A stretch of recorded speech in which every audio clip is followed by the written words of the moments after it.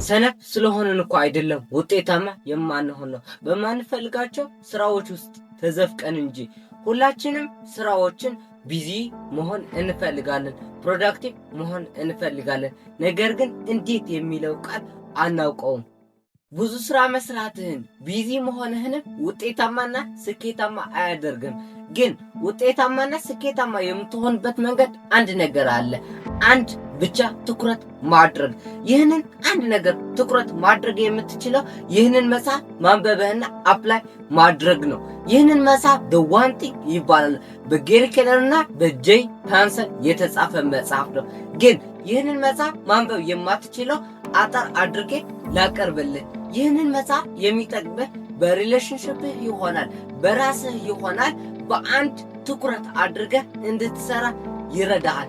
ይህንን መጽሐፍ ወደ 5 ሴክሽኖች ከፋፍዬ እነግርሃለሁ። እነዚህ 5 ሴክሽኖች በህይወትህ ካነበብካቸውና አፕላይ ካደረካቸው ትቀየራለህ። አንድ ነገር ላይ ፎከስ እንድታደርግ ይረዳሃል። እንዲህንም ማልቲታስኪንግ ዲስትራክሽን እንድታስወግድም ይረዳሃል። ሄይ ሌዲስ አንድ ጀንትልመን፣ ናሆም እባላለሁ። ኮንተንት ክሬተርና ተማሪ ነኝ። በዚህ ቻናል መጽሐፍ ዳሰሳ አደርጋለሁ። በተጨማሪም ስለ መጽሐፍ ሪሌትድ የሆኑ ነገር በፊሎዞፊ ይሆናል፣ በታሪክ ይሆናል፣ በተለያዩ አንተ የሚጠቅምህን ነገር አምጥቼ ለአንተ እሰጥሃለሁ። ለዚህ ቻናል አዲስ ከሆንክ ሳብስክራይብ በማድረግ ጀምር።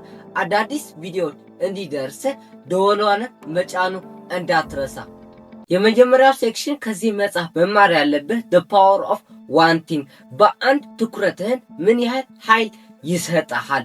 በህይወትህ ማሳካት የምትፈልገው ነገር ትኩረትህ ብቻ አይደለም የምትሰጠው፣ ኢነርጂህንም ጊዜህንም እንዲህንም ትኩረትህንም መስጠት አለብህ። መጽሐፉን ሳነብ አንድ መስመር ላይ ምን ይላል? በህይወትህ ማሳካት የምትፈልገው ነገር ካልሞትኩኝ ይህንን ነገር አላቋርጥም የምትለው ነገር ንገረኝ አለኝ። እኔ ቆም ብዬ ሳስብ ሰዎችን ኢንስፓየር ማድረግ፣ ሰዎችን ሞቲቬት ማድረግ እንደ ሆቢ ወይም እንደ ኢንጆይመንት ያደርገኛል። ስለዚህ ሰዎችን ኢንስፓየር ማድረግ፣ ሞቲቬት ማድረግ አላማዬ ሲሆን ይህንን ማሳካት አለብኝ ብዬ አሰብኩን። ግን መጽሐፉ ምን ይላል? አንተ እኮ ማሳካት የማትችለው ሰነፍ ስላልሆንክ ሳይሆን ዲስትራክትድ በህይወትህ ስለበዛ ነው። ዲስትራክትድ እነማን ናቸው? ዲስትራክትድ የሚባሉ ጓደኞች ይሆናል፣ ሶሻል ሚዲያ ይሆናል። እነዚህን ማሳካት በምትፈልገው ቦታ ላይ እየወሰዱ ህይወትህን የሚያበላሹ ሰዎችን፣ ነገሮችን ህይወትህ ላይ ኢምፓክት እንዳይኖራቸው፣ ዲስትራክት እንዳያደርጉ አስወግዳቸው ይላል። ይህንን ነው ትኩረት መስጠትህን፣ ኢነርጂን መስጠትህን ስኬት የሚያበቃ ይላል ይህንን ጸሐፊ። እንዲሁም በመጽሐፉ The One Thing የሚል መጽሐፍ ማለት ነው። ሁለተኛው ሴክሽን ከዚህ መጽሐፍ መማር ያለብህ The Domino Effect የሚል ነገር ነው።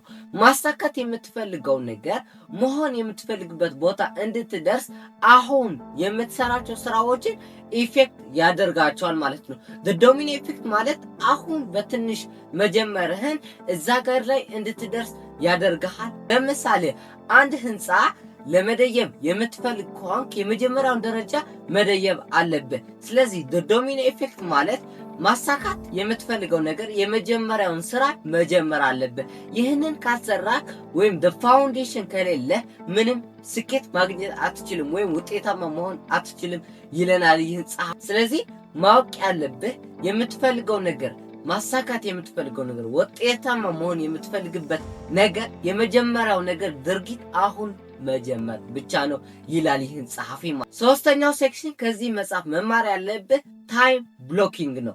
ታይም ብሎኪንግ ማለት በህይወትህ ማሳካት የምትፈልገው ነገር በቀንህ ጀምረህ የምትፈልገው ዓላማ ታይም ብሎክ ማድረግ ነው። ለምሳሌ ጎበዝ ተማሪ መሆን የምትፈልግ ከሆንክ በቀን ቢያንስ 3 ሰዓት ማጥናት አለብህ። እነዚህ 3 ሰዓት ላይ ሶሻል ሚዲያ ማጥፋት ይሆናል፣ ጓደኞችን እንዳይጠሩህ ማድረግ ይሆናል፣ ቤተሰብህን እንዳያስቸግሩህ ይሆናል። ይህንን ሰዓት ስፔሲፊክሊ ፎከስ አድርገህ በዛን ሰዓት ስራህን መስራት ታይም ብሎኪንግ ይባላል። ታይም ብሎኪንግ ማለት አንድ ስራ ብቻ ትኩረት እንዲያደርግ ያደርጋል። አብዛኛው ሰው በሚባል ለዚህ ነገር ጊዜ የለኝም የሚል ነገር ግን ማወቅ ያለብህ ጊዜ የለኝም ሳይሆን እንዴት ጊዜህን መስራትና እንዴት ጊዜህን ማወቅና ፕላን ማድረግ እንዳለብህ ማወቅ አለብህ።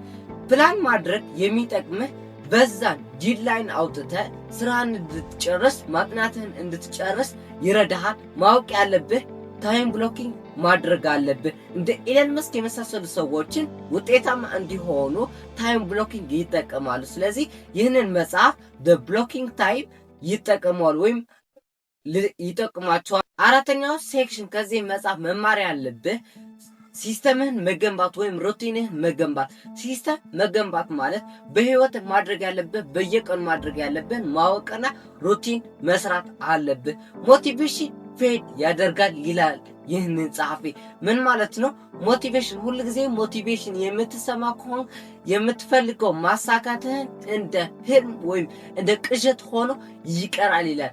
ግን ማሳካት የምትፈልገው ነገር ሞቲቬትድ እና ሲስተም መገንባት አለብን። ሁል ጊዜ ልንሳሳተው የምንችለው ስኬታማ ሰዎችን ሞቲቬሽን ያጣሉ የምን ሐሳብ አለን። ግን ሰክሰስፉል ወይም ስኬታማ ሰዎች የሚባሉ ሞቲቬሽን ሊያጡ ይችላሉ። ላይክ ዊል ፓወር ኢዝ ናት ኢናፍ ቱ ዱ ሳምቲንግ። ስለዚህ ዊል ፓወር ልናጣ እንችላለን። እንደ ባትሪ ሞባይል ማለት ነው።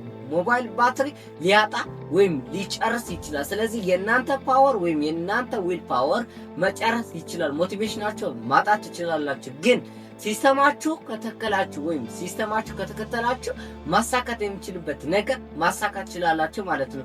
አሁን ቁም ነገሩ ምን መገንባት ነው? ሲስተም መገንባት ነው። ሲስተም ማለት በየቀኑ ማድረግ ያለባችሁ ፕላን ማድረግ ይሆናል ማለት ነው። ለምሳሌ በየቀኑ ምሽት የምትውሉበትና ፕላን ያደረጋችሁትን ሪፍሌክት የምታደርጉ ከሆነ ሲስተም ይባላል። ስለዚህ በየቀኑ ሪፍሌክት የምታደርጉ ከሆናችሁ ፕሮግረሳችሁ ትራክ ታደርጋላችሁ። ስለዚህ ይህንን ማለት ፕሮግረሳችሁ ስታውቁ ሲስተማችሁ ገንብታችኋል። ስለዚህ ህይወታችሁ ማሳካት የምትፈልጉ ከሆናችሁ ሲስተማችሁ ማወቅ አለባችሁ። አምስተኛው ሴክሽን ከዚህ መጽሐፍ መማር ያለብህ 3P ነው። 3P ማለት ፐርፐስ፣ ፕራዮሪቲ ኤንድ ፕሮዳክቲቭ። ፕራዮሪቲ እና ፐርፐስ ካወቅ ፕሮዳክቲቭ በኋላ ይመጣል። መጀመሪያ ፐርፐስ ለምን እንደምትኖር ማወቅ አለብህ። ለምሳሌ ጎበዝ ተማሪ መሆን ትፈልጋለህ። ለምን ጎበዝ ተማሪ መሆን ትፈልጋለህ? ሁለተኛ ፕራዮሪቲ ማለት ምን አይነት ማስቀደም አለብህ ማሳካት የምትፈልገው ከሆነ። ለምሳሌ ጎበዝ ተማሪ መሆን የምትፈልግ ከሆነ ምን ማስቀደም አለብህ? ማጥናት፣ ሆምወርክ መስራት፣ የክፍል ስራ መስራት ይሆናል። ኤክሰርሳይዝ መስራት ይሆናል። ስለዚህ ማጥናትን ታስቀድማለህ። ማጥናት ስትጀምር ውጤታማ መሆን ትችላለህ። ከክፍሉ አንደኛ፣ ሁለተኛ፣ ሶስተኛ መውጣት ትጀምራለህ። ስለዚህ እነዚህ 3P መጠቀም ስትጀምር በህይወት ማሳካት የምትፈልገው ነገር ትጀምራለህ ይለናል ይህን ጸሐፊ። ከዚህ መጽሐፍ The One Thing Book የሚል እነዚህ 5 ለሰኖች የተማርኳቸውና እናንተ ይጠቅማል ካልኳቸው ነው ያመጣኋቸው። ስለዚህ እነዚህ 5 ለሰኖች ማወቅና መረዳት ብቻ አይበቃችሁም፣ አፕላይ ማድረግም ይበቃል። አፕላይ ማድረግ ስትጀምሩ ፕሮዳክቲቭ መሆን ትችላላችሁ። ስለዚህ አሁን ችግሩ መጽሐፍ ማንበብና መጽሐፍ አፕላይ ማድረግ ልዩነታቸው ማወቅ ነው። መጽሐፍ ማንበብ እውቀት ሊሆን ይችላል፣ ግን አፕላይ ማድረግ ህይወትን ይቀይራል።